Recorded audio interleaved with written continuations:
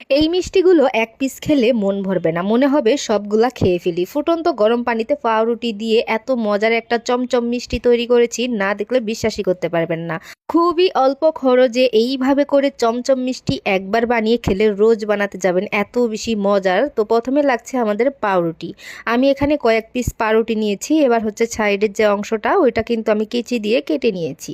এইভাবে করে কেটে নিতে হবে। তারপর লাগছে আমাদের সুজি। আমি এখানে 1/4 কাপ সুজি নিয়েছি।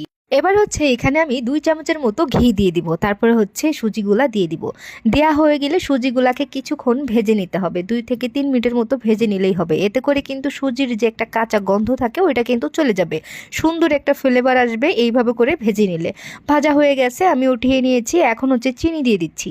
এইখানে আমি 1/4 কাপ চিনি দিয়ে দিব, দিয়ে ক্যারামেল তৈরি করে নেব।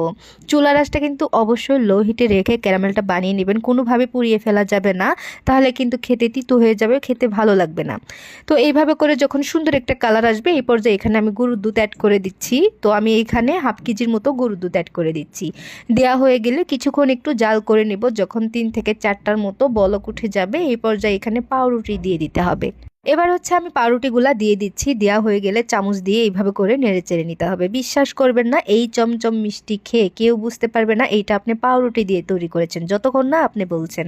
তারপর হচ্ছে ভেজে রাখা সুজিটাও দিয়ে দিব। দেওয়া হয়ে গেলে এইভাবে করে আমি নেড়ে চেড়ে নিচ্ছি। এই চমচম মিষ্টিগুলা বানানো খুবই সহজ, মাত্র 10 মিনিটের ভিতরে তৈরি করে নেওয়া যায়। তো এখন হচ্ছে এখানে স্বাদ মতো চিনি দিতে হবে, আর দিয়ে দিচ্ছে এখানে 1/4 কাপ গুঁড়া দুধ। গুঁড়া দুধটা দিলে খেতে আরও টেস্ট হয়, খেতে অনেক বেশি ভালো লাগে।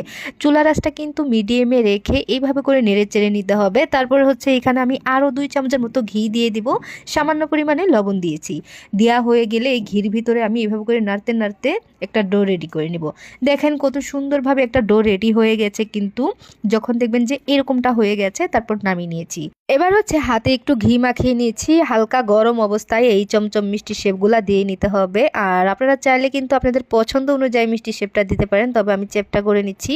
এইভাবে দেখতে আমার কাছে অনেক বেশি ভালো লাগে, খেতেও ভালো লাগে। চমচম মিষ্টি সবসময় এরকমটাই হয়ে থাকে বেশিরভাগ। তারপরে হচ্ছে এখানে আমি কিছুটা গুঁড়া দুধ নিয়েছি, এই গুঁড়া দুধের উপরে মিষ্টিগুলা দিয়ে দিব। চমচম মিষ্টি গুঁড়া দুধের উপরে এভাবে দিয়ে রাখবেন। আর এটা যদি কাউকে খাওয়ান, বিশ্বাস করবেন না, কেউ খেয়ে বুঝতেই পারবে না এটা আপনি পাউরুটি দিয়ে তৈরি করেছেন। এটা এত পরিমাণে মজার যে একটা খাবে মনে হবে যে সবগুলাই খেয়ে নিই, এত বেশি টেস্টি।